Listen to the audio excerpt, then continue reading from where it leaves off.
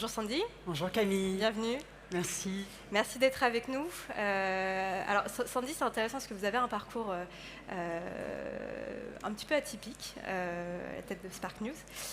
Si je résume rapidement, vous avez travaillé pendant 20 ans au développement du business des grandes entreprises, que ce soit du côté, en tant que conseil en stratégie marketing, digital, communication, multisecteur, je crois, il y avait l'automobile, le retail, la food, la banque, entre autres. Et on en discutait un petit peu tout à l'heure d'ailleurs, vous considérez un peu comme une repentie depuis 2020. Vous avez pris d'ailleurs la tête donc de Spark News à la direction générale. Je me disais, parce que justement, peut-être pour commencer, c'est un petit peu comprendre ce qu'est Spark News, parce que c'est une entreprise assez finalement hybride, donc de nous expliquer un peu ce que vous faites en fait au quotidien. Avec plaisir, avec plaisir. Alors Spark News, effectivement, c'est une entreprise hybride qui fait partie des pionniers de l'impact positif, puisque Christian, et je crois qu'il n'est pas très très loin de Boisredon, qui est le fondateur, il est là, voilà. Christian a fondé Spark News il y a 12 ans. Donc on entendait tout à l'heure Isabelle Delannoy nous dire qu'il y a effectivement 12 ans, 15 ans, ceux qui parlaient d'impact étaient très peu nombreux, étaient parfois pas pris au sérieux. En tout cas, ils prêchaient dans un certain désert.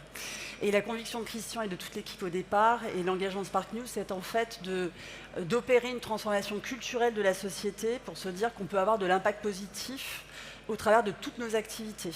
Et il s'agit d'une transformation profondément en fait, culturelle, parce que si la connaissance des faits scientifiques suffisait, ça fait belle lurette qu'on vivrait différemment. Et en fait, cette transformation culturelle, elle est profonde, elle agit sur notre façon de penser, sur notre façon d'agir, sur notre façon d'interagir dans la société.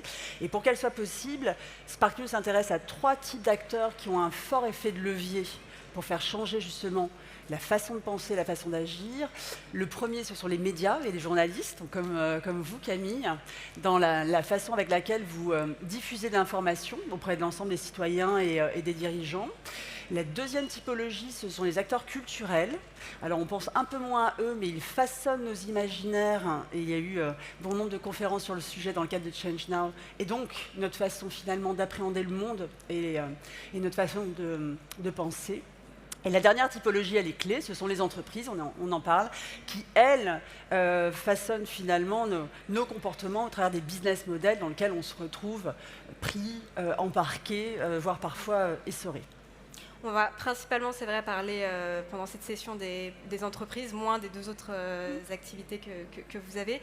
Peut-être justement sur les grandes entreprises, pour changer, est-ce que vous pouvez nous expliquer un peu quel est le moteur souvent, qui sont ou quels sont les moteurs qui poussent un peu une entreprise à vouloir déjà se transformer, déjà la volonté en première étape?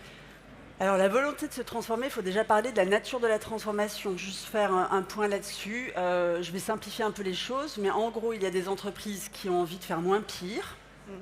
Donc on a entendu parler des externalités négatives, c'est-à-dire en gros d'avoir moins d'impact négatif au travers de son activité. C'est souvent comme cela qu'on a appelé finalement la démarche de RSE, de responsabilité sociétale de l'entreprise.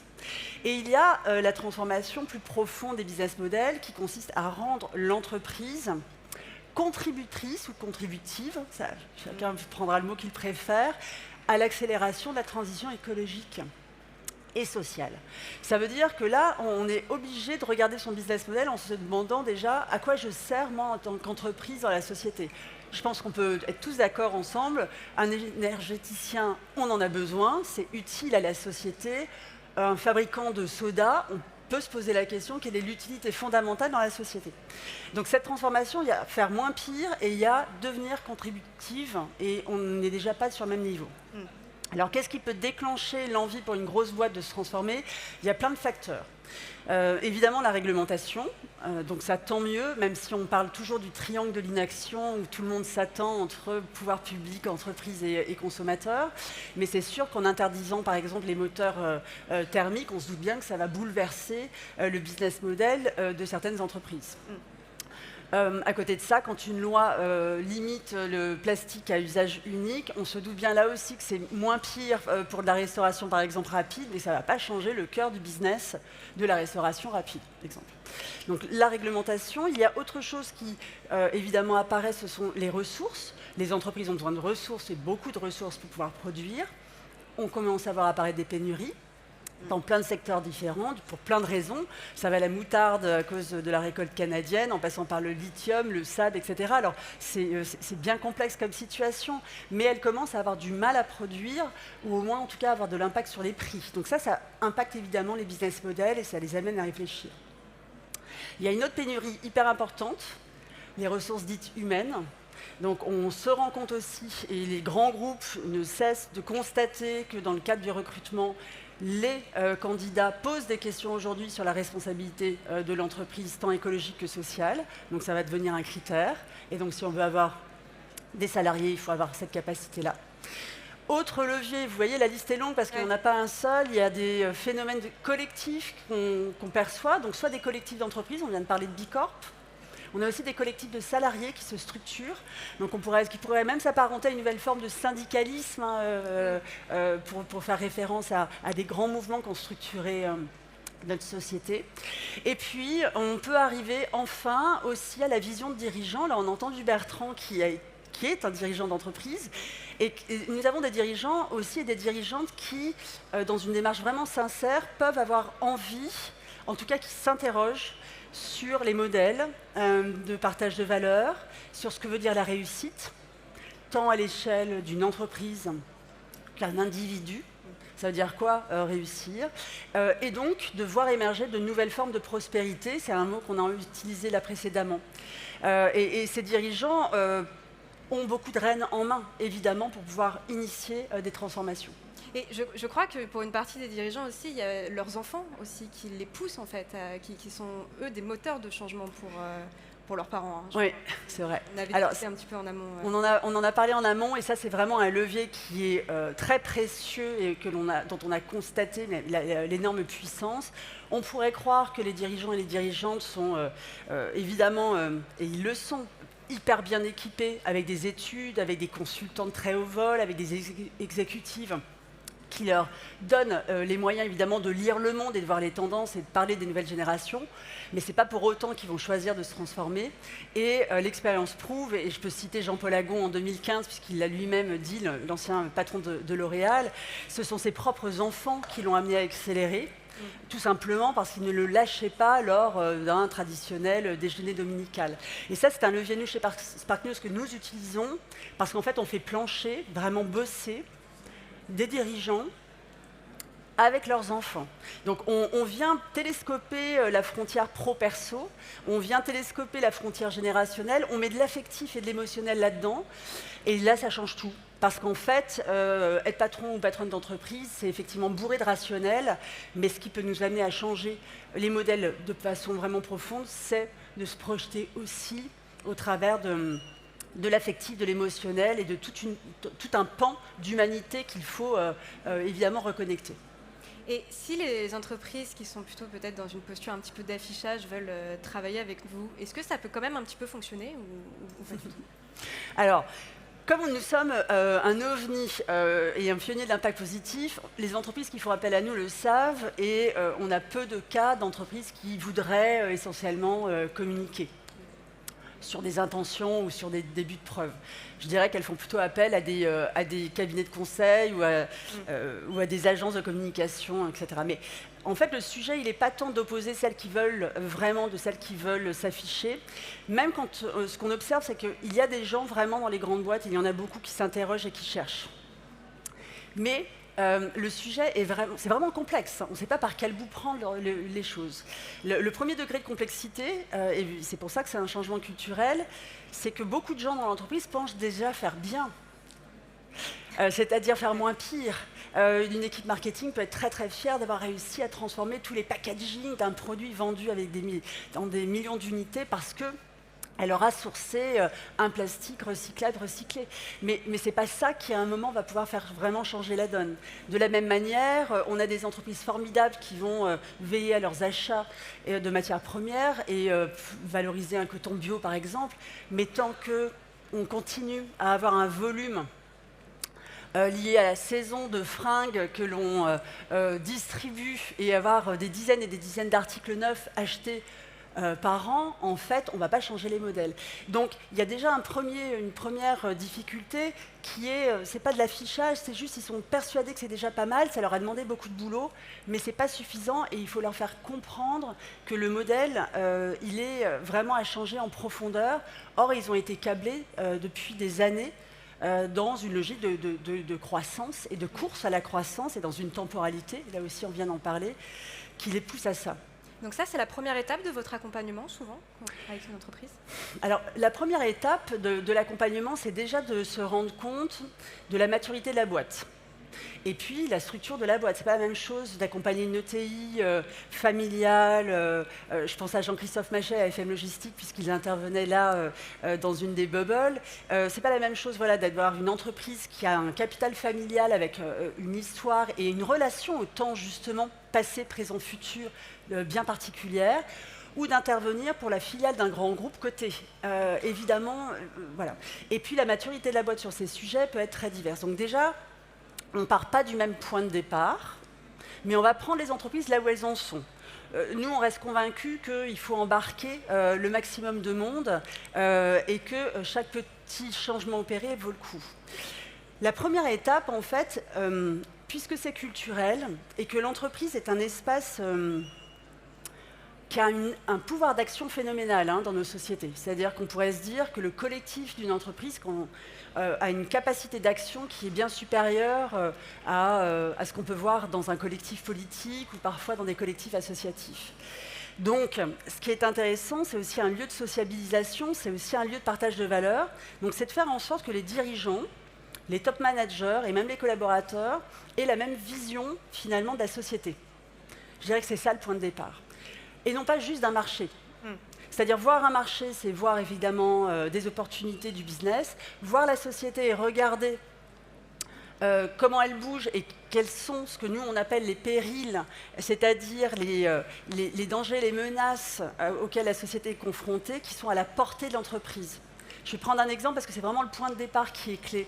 On a accompagné un opérateur qui bosse dans l'eau, donc évidemment l'eau, accès à l'eau. Bon, je pense que vous êtes assez familier des objectifs de développement durable. Donc voilà, il y en a 17 qui nous donnent une bonne matrice de lecture des grands enjeux. Parmi ces 17 objectifs, il y en a un dédié à l'eau qui parle bien de l'accessibilité à l'eau dans le monde. Cette entreprise, si elle veut être volontariste sur l'eau, son sujet n'est pas de rendre l'eau plus accessible, puisqu'elle travaillait à l'époque dans 12 pays, dont des pays développés. Donc, son boulot n'est pas d'ouvrir des robinets dans des pays qui n'ont pas accès à l'eau. Son boulot, il est de distribuer de l'eau dans des pays qui sont aujourd'hui la France et l'Europe. Et ça, on peut se dire que le péril n'est pas le problème qu'ils ont à résoudre, n'est pas l'accessibilité de l'eau. Le problème, il est plutôt de faire en sorte que de l'eau coule encore à nos robinets, nous, en Europe. Ce qui n'est déjà pas le même point de départ. Donc, rien qu'en identifiant ce sur quoi l'entreprise peut agir et ce qui est à sa portée, on rend possible le fait qu'elle ait une utilité. Si je place l'ODD numéro 6, l'entreprise peut me dire moi, je ne peux rien y faire, puisque je n'interviens pas dans des zones avec des problèmes d'accès à l'eau.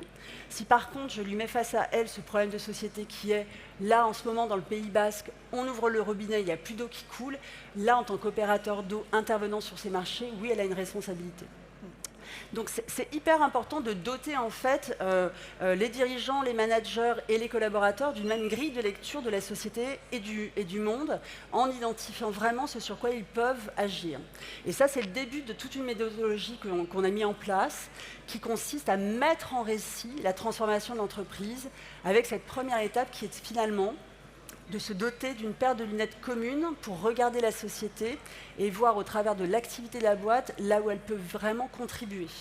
Et ça passe, j'imagine, par des ateliers, en fait, entre les différents dirigeants, top managers ou collaborateurs. Ça passe par des ateliers collaboratifs, c'est la co-construction. Ça passe aussi par le fait de mélanger du rationnel et de l'émotionnel. Là, encore une fois, dans ces démarches d'accompagnement et de transformation culturelle des boîtes, on doit délivrer de la connaissance. On manque encore de connaissances. Les faits scientifiques et les démonstrations ne sont pas encore assez partagés, c'est sûr.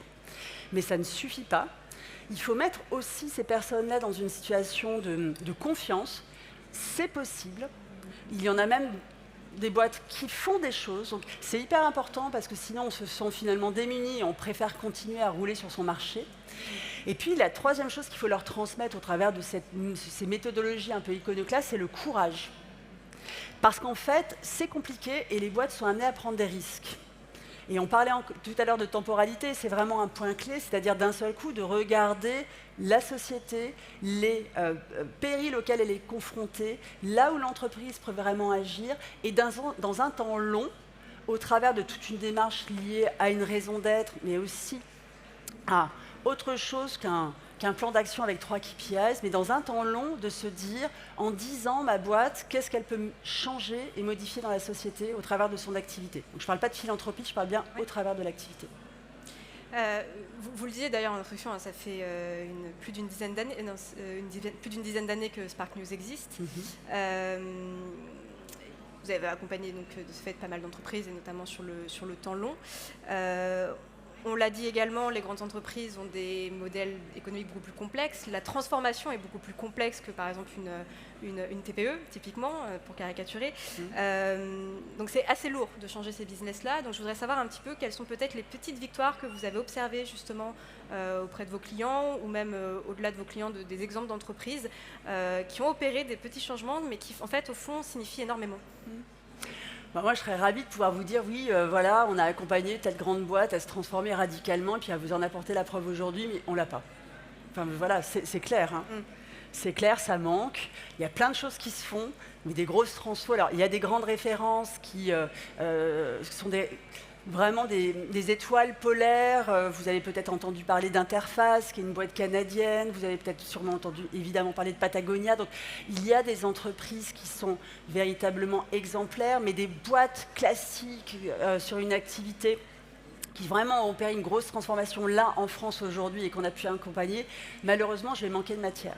Donc c'est vrai qu'on va s'attacher à des petites victoires, c'est pour revenir à ce point-là, qui pour moi ne sont pas des échecs, mais qui sont des débuts d'éléments.